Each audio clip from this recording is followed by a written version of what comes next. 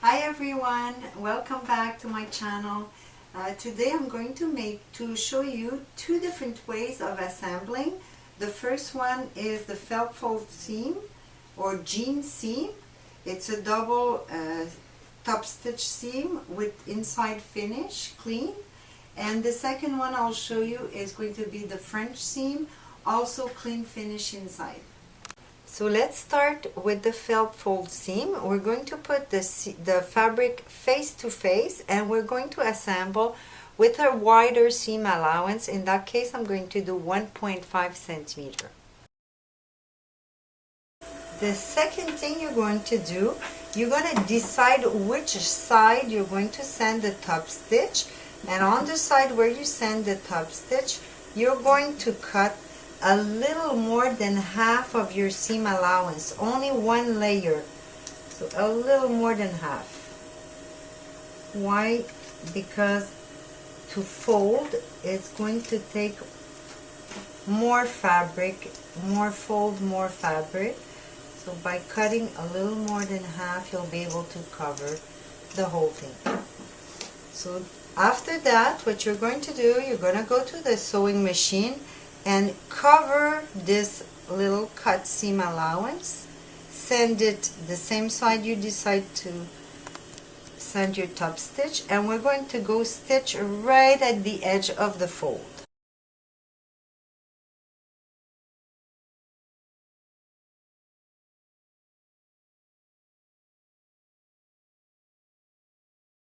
This is the result for the felt fold seam when you assemble face to face. So on top you have only one top stitch and the double top stitch is in the inside. So now I'll redo the sample with the opposite manipulation. So for this one I want the top stitch to be very apparent, so I'm gonna make it the stitch length longer, and I'm gonna double my thread. So I put 2 spool of thread and I'm going to thread it with both of them at the same time.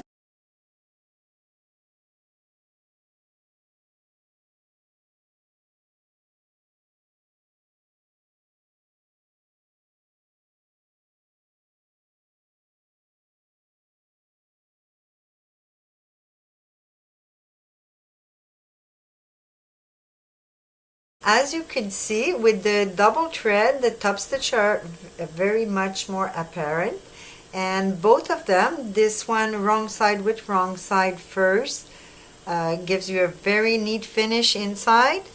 Same thing for good side with good side, gives you the double top stitch at the back, but very nice and clean finish. For the next one, I'm going to show you how to do French seam. You do a French seam on delicate fabric when you think that overlock looks a little too cheap, and this is a more secure seam because it's a double seam also. And the way you start, you put your fabric wrong side with wrong side, and you have to do a seam a little less than half of your seam allowance. So I'm going to do a 3mm seam. So I did my tiny little seam, less than half of my total seam allowance, and what you do next is that you press your seam allowance toward one direction. Doesn't matter which side, it's just to be able to do the second seam easily. So you're going to have the crease in the middle much easily. The other thing, before going to do my second seam, I'm going to have to trim the excess here.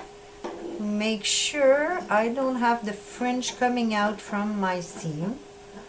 So you have to trim your excess, and we'll go on the machine and do my second seam a little bit wider, 2mm wider than the first one. So this is the good side now. And you could see that even if I did cut the fringe before my seam, it's still coming out here and there, little fringe. To avoid that, I have a tip to give you, is that you could do your first seam when you sew wrong side with wrong side. You do your first seam with an overlock, even if you do wide stitch with your overlock.